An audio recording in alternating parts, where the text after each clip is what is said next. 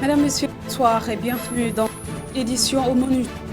Ce soir, Pape Diop démissionne de son poste de député pour convenance personnelle remplacé par Moussa Diakhaté qui se dit conscient des enjeux de sa mission. Vous l'entendrez dans cette édition. La roselle ou feuille d'hibiscus se fait rare dans le marché et son prix a presque triplé, une hausse qui paralyse surtout ceux qui s'activent dans la vente du jus de bissap rouge. Le ministre du Commerce, interpellé par consommateurs et commerçants, à suivre le reportage tout à l'heure.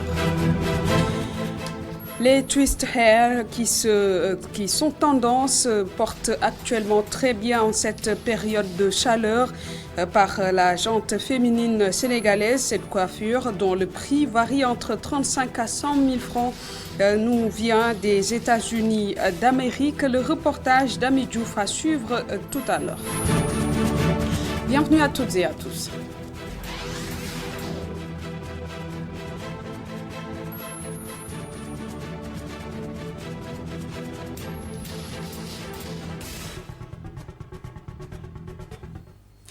Quatorzième législature, Pape Diop démissionne de son poste de député. C'est Moussa Diakhaté qui va le remplacer. Le nouveau parlementaire se dit conscient des enjeux de sa mission. Il dit ne rien changer de la volonté de son leader, Moussa Diakhaté, que je vous propose d'écouter au téléphone d'Antoine Diouf.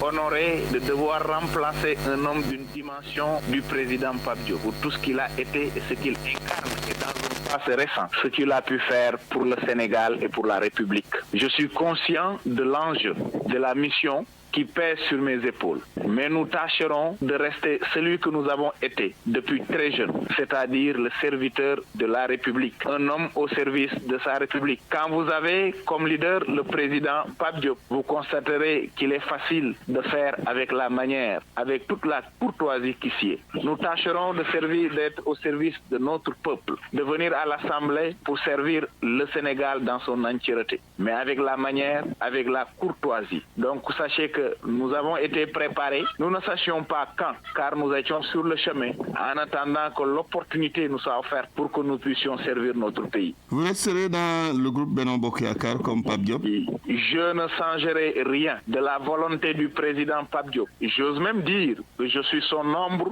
ou son prolongement. Cet homme m'a fait confiance dès la création de son parti, en faisant de moi son porte-parole et le porte-parole du parti. Et depuis lors, le président Pape Diop n'a cessé de m'encadrer, de me préparer pour que je puisse, une fois, dans des fonctions de servir le Sénégal, de ne pas décevoir.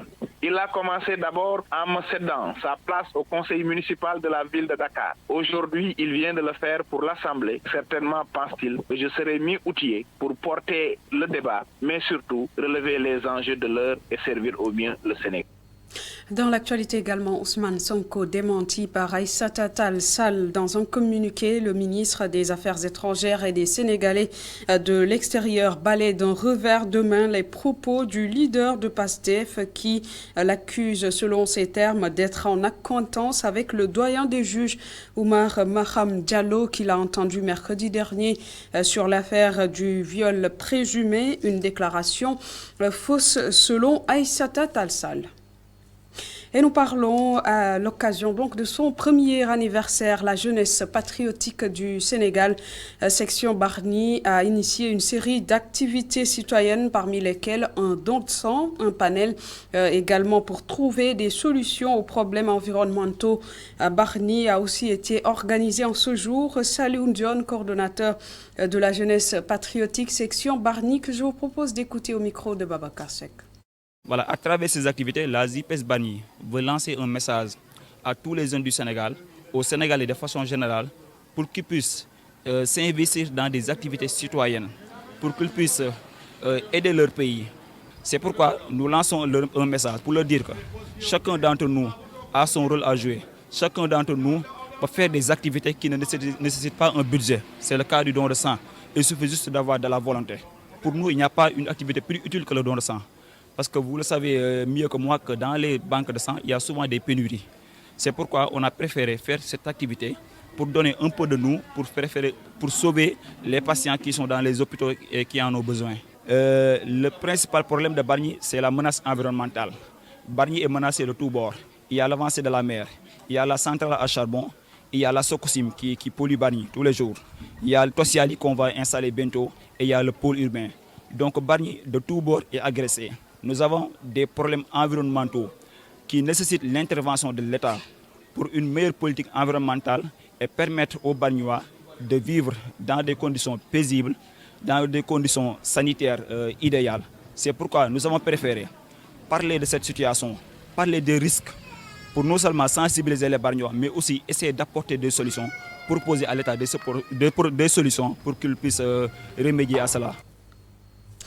Et la 10e édition du BESUP s'étale aux journées de cette s'étale à Louga. Le ministre de l'Urbanisme, du Logement et de l'Hygiène publique révèle que le personnel de la Direction générale du cadre de vie sera renforcé dans les communes pour le suivi des efforts de préservation du cadre de vie. Un forum territorial a d'ailleurs été organisé à cette occasion. Écoutons à ce propos le ministre Abdoulaye Seydou Sow au micro de Sékou Diallo. C'était une moisson de suggestions qui nous permettront, cette moisson nous permettra de revoir l'application de la politique que nous confie le chef de l'État sous l'autorité du Premier ministre.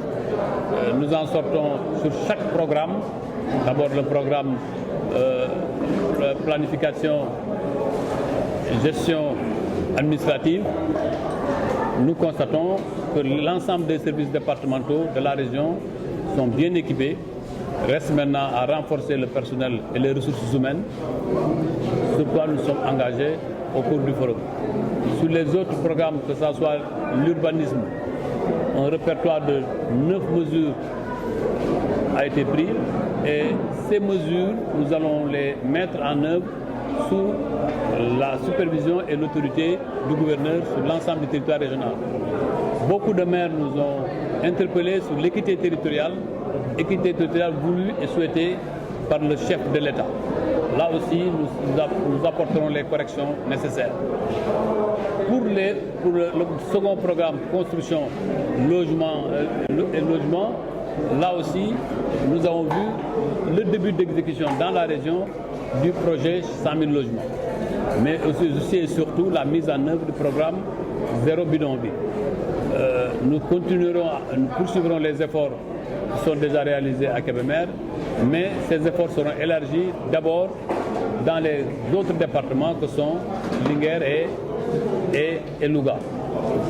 Les efforts aussi ont été souhaités par l'ensemble des maires pour que ce programme ambitieux, ce projet ambitieux du chef de l'État soit perceptible dans toutes les communes.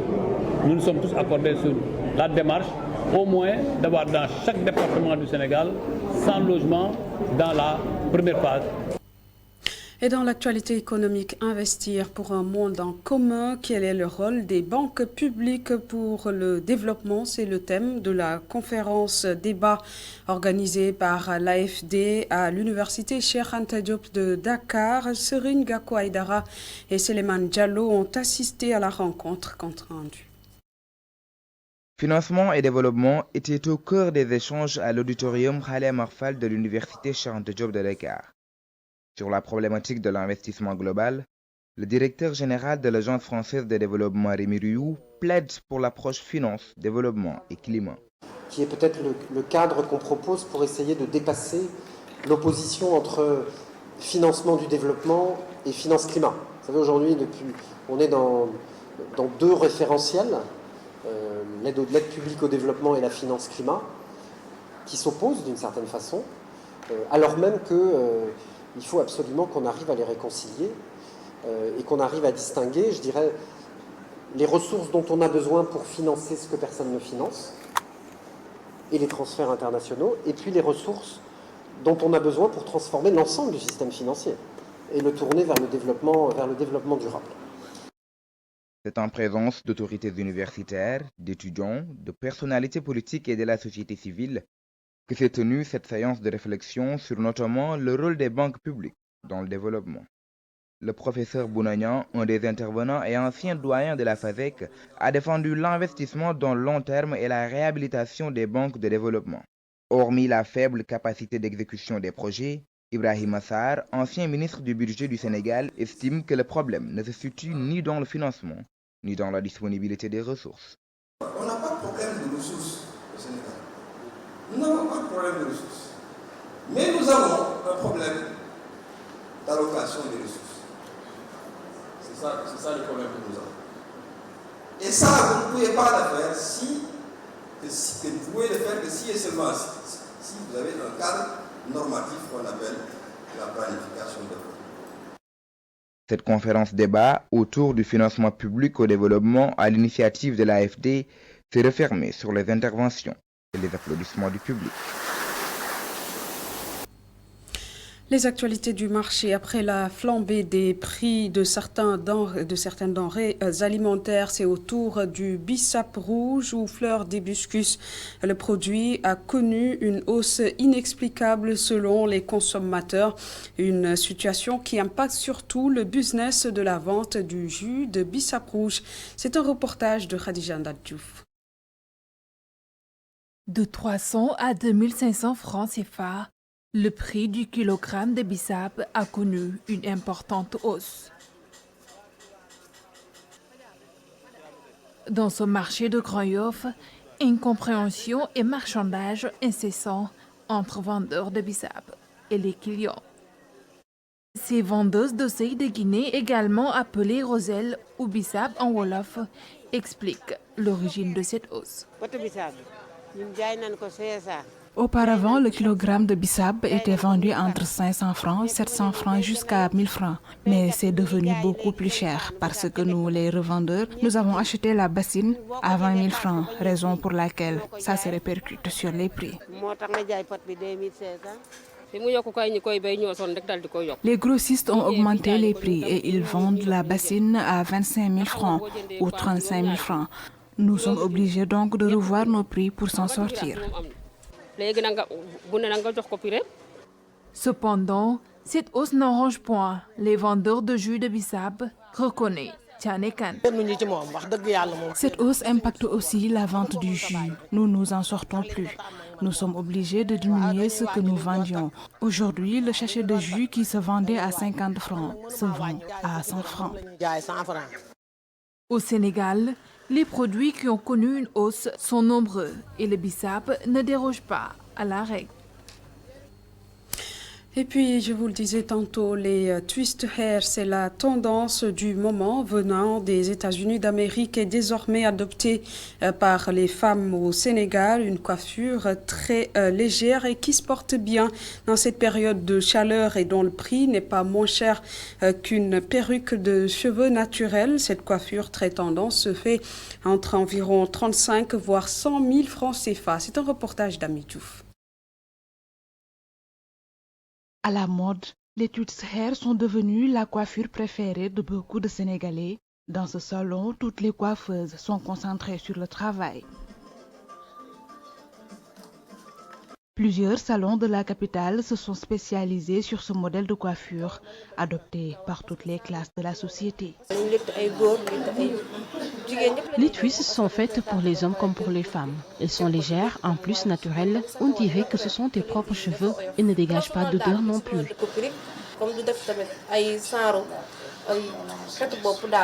Longue ou courte, la coiffure est adaptée à toutes les périodes pour ajouter du punch. Quoi de mieux qu'une jolie coloration et des coiffures variées? La coiffure peut varier. On peut la faire sous forme de banane, chignon ou queue de cheval. Pour ajouter un peu de punch, une bonne coloration fait l'affaire. Les femmes préfèrent la couleur blonde. Une coiffure au prix d'une perruque de cheveux naturels. Ça dépend du nombre de boules de mèche que la cliente veut faire. Il y en a qui le font à 35 000, 45 000 jusqu'à 100 000. Mais le prix en vaut le coup, estime la coiffeuse Aminata Niang, facile à entretenir et résiste à l'eau. C'est comme les cheveux, il faut juste les rincer avec de l'eau et les sécher. Certains gardent les twists pour 6 mois ou même jusqu'à 1 an et après, elles vont devenir des locks. Les twists se sont imposés comme une coiffure tendance chez beaucoup de jeunes filles, malgré le coût élevé qui peut atteindre 100 000 francs. Et le professeur agrégé en droit public Elhadj Mbodj, célébré par ses collègues, amis et ses étudiants à l'amphithéâtre de la faculté des sciences juridiques et politiques de l'université Cheikh Anta Diop de Dakar dans un ouvrage intitulé Les mélanges, événement qui s'est tenu en présence du ministre de la Justice, garde des Sceaux. C'est un compte rendu signé Amadou Watt et Seydina Mbaye. 2 tomes qui portent sur l'essentiel de la théorie constitutionnelle. La source d'inspiration, bien évidemment, c'est le professeur Elhadj Mbodj qui nous a inspiré ces mélanges. Et pourquoi il nous a inspiré ces mélanges? Parce que les mélanges, ce n'est pas pour tous les professeurs. On peut avoir fait sa carrière, bien même fait sa carrière, terminer sa carrière, prendre sa retraite, éventuellement, si on le veut ou si on ne le veut pas, se faire oublier par l'université. Mais il y a des professeurs qui, de par leur apport à l'université, méritent des mélanges. Et le professeur Elhadj Mbodj est de cette race d'universitaires. Ses collègues et professionnels en droit ont contribué au mélange publié en son honneur. Nous avons le professeur Ali Badra Fall, justement, qui a fait une contribution sur le phénomène migratoire, un naufrage humanitaire. Nous avons le professeur Dembessi le disait tout à l'heure, Katsumata Makoto, qui m'a d'ailleurs reçu à Tokyo, qui a réfléchi sur les fondements constitutionnels de 1947 pour la coopération citoyenne Japon-Afrique, une esquisse sur la genèse du Sud au Japon des années 1950. Seydou Nourou Tall, les ordonnances des régimes militaires en Afrique noire francophone. Monsieur le professeur, vice-président du Conseil constitutionnel. Notre collègue Médéniquez du Bénin a fait une contribution sur la conférence nationale 30 ans après. Quel bilan économique et social? Elhadj Mbodj, professeur titulaire en classe exceptionnelle à l'université Cheikh Anta Diop de Dakar, a reçu avec fierté et humilité ces mélanges qui honorent sa carrière d'enseignant, de chercheur et d'expert juridique. J'accepte avec humilité, plaisir et reconnaissance les mélanges qui m'honorent et assurent ma prospérité. Cependant, il s'en réjouit tout en remerciant les différents contributeurs. Ces mélanges me donnent personnellement l'occasion de remercier tous ceux qui, par leur contribution scientifique ou leur présence physique, ont transformé un rêve en réalité. Le rêve de retrouver d'anciens disciples qui sont de très hauts responsables de l'État. Quelle chance Allah m'a gratifié en me donnant l'occasion de participer à la formation de la crème de notre appareil étatique. Cette cérémonie marque la reconnaissance du monde universitaire ainsi que des professionnels juridiques et judiciaires au professeur Elhadj Mbodj.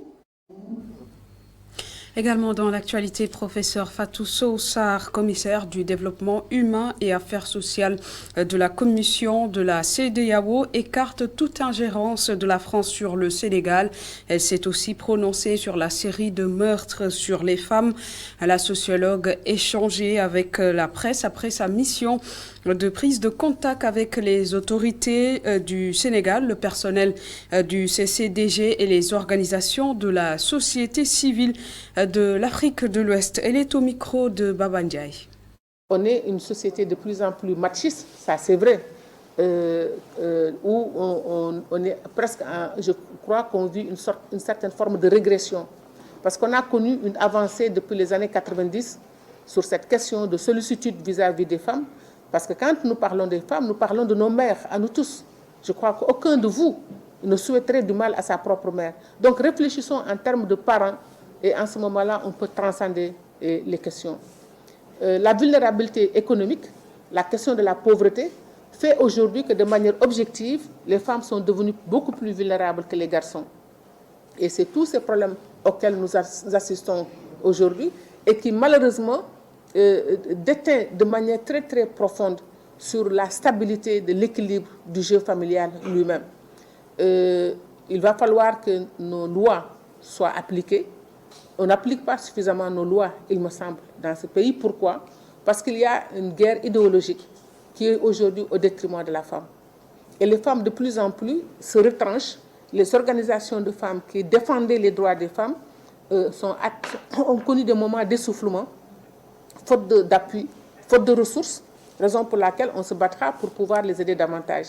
Donc, c'est une réalité. La violence avec les femmes, malgré la loi, c'est comme si la loi a créé un mouvement inverse. Je ne sais pas, c'est comme ça que je vais le dire.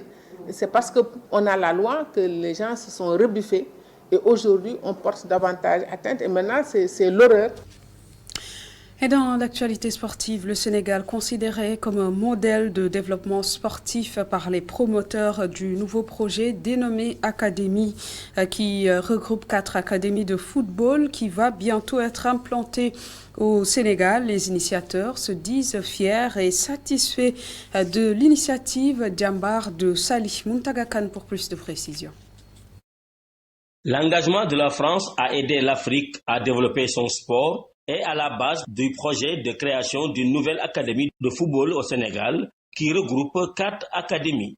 Notre continent est un continent à majorité de population jeune et toute politique visant le développement, la formation, l'épanouissement de cette jeunesse est forcément une politique permanente, pertinente et bienvenue. L'Afrique et le Sénégal sont dans ce domaine une inspiration pour la France. L'Afrique et le Sénégal inspirant la France dans ses propres projets pour la jeunesse de tous les pays et pour de l'impact par le sport. Et puis c'est un moment important aussi parce qu'on va au-delà du Sénégal, on va au-delà de Djambars en accueillant ces 4 académies. Selon l'ambassadrice pour le sport de la France, le sport a le pouvoir de changer des vies. Ici tous réunis, le sport peut changer des vies. Le sport est un magnifique outil, a le pouvoir, et sur notre jeunesse en particulier, de changer des vies, de nous structurer, de croire en nos rêves. L'exemple de Djambar a été à la base de cette initiative. Ça fait beaucoup de plaisir et ça fait beaucoup de fierté aussi, parce que comme je l'ai exprimé tout à l'heure, aujourd'hui le Sénégal est un pays exportateur de sportifs. Et ça, c'est très important.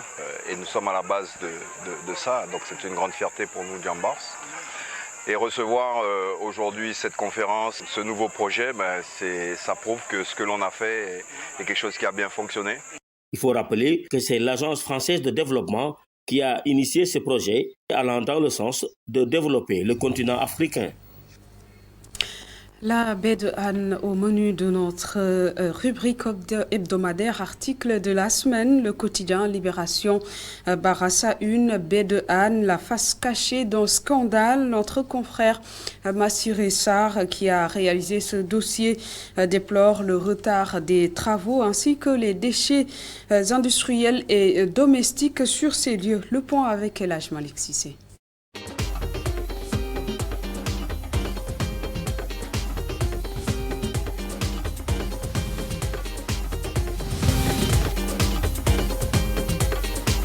Retard dans l'exécution des travaux de dépollution, le secteur de la pêche au point mort, déchets industriels et domestiques.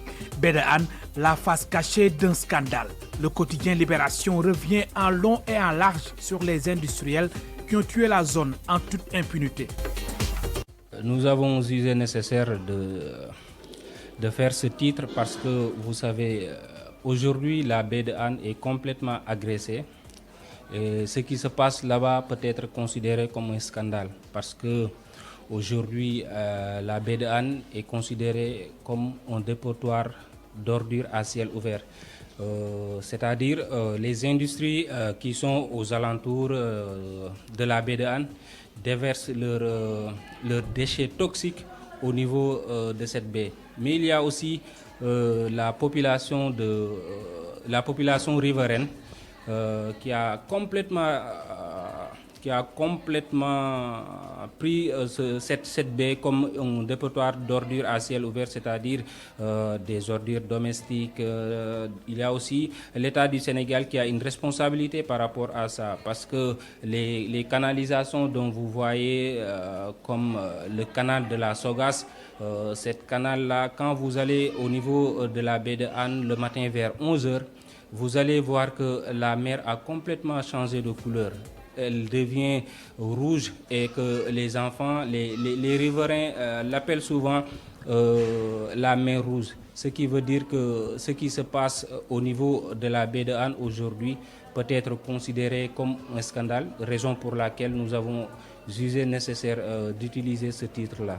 Le projet de dépollution de la baie de Hann tarde à être effectif au moment où la baie a perdu son passé d'un paradis devenu un dépotoir d'ordures, regrette mon confrère. Le projet de dépollution de la baie de Hann tarde à être effectif parce que vous savez, pour ce projet-là, il y a une entreprise qui était chargée d'exécuter les travaux, mais cette entreprise-là n'a pas du tout respecté le contrat, raison pour laquelle les autorités du pays ont jugé nécessaire de résilier ce contrat-là et ils l'ont confié à une autre entreprise. C'est pourquoi le projet de dépollution de la baie de Hann tarde à être effectif, mais bon, selon le coordonnateur du projet de la baie de Hann, en la personne de Alassane Dien, il nous fait savoir dans ce dossier que les travaux sont en cours et actuellement au niveau de Mbao, les travaux de terrassement ont démarré et que bientôt les travaux vont complètement terminer et seront livrés au courant de l'année 2024, ce qui va changer complètement le quotidien des Sénégalais. Dans une interview accordée à Libération, Bassirou Ndiaye, environnementaliste, ancien coordonnateur du projet de dépollution, pour lui, l'État devrait avoir le courage de délocaliser tous ces gens qui habitent aux alentours de la baie de Hann. De l'avis de Bassirou Ndiaye, qui est environnementaliste, mais également un ancien coordonnateur du projet de dépollution de la baie de Hann, lui, il pense que l'État du Sénégal devrait avoir le courage un peu pour délocaliser ces personnes-là qui habitent aux alentours de la baie de Hann. Parce que pour lui, il y a énormément d'avantages si l'État du Sénégal avait jugé un peu nécessaire de délocaliser ces gens-là. Parce qu'il y a les Qataris qui sont présents, il y a les Pays-Bas qui sont prêts à mettre de l'argent pour un peu embellir cette baie de Hann et redonner cette baie de Hann son liste d'antan.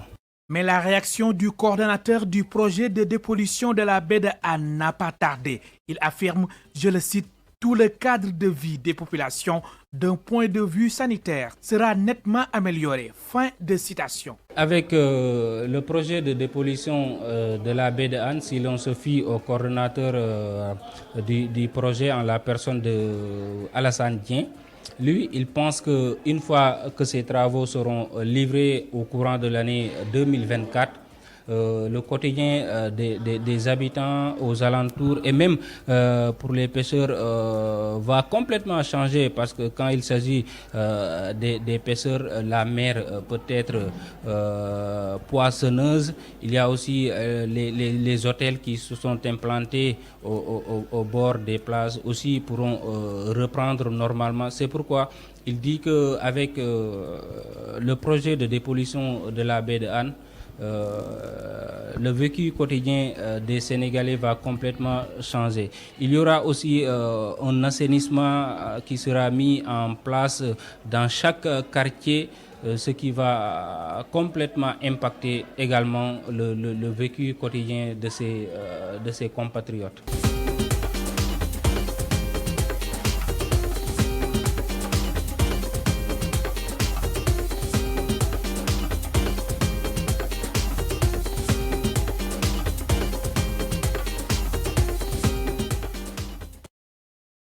Et voilà qui met un terme à cette édition. Merci de l'avoir suivi et bonne suite des programmes sur ITV.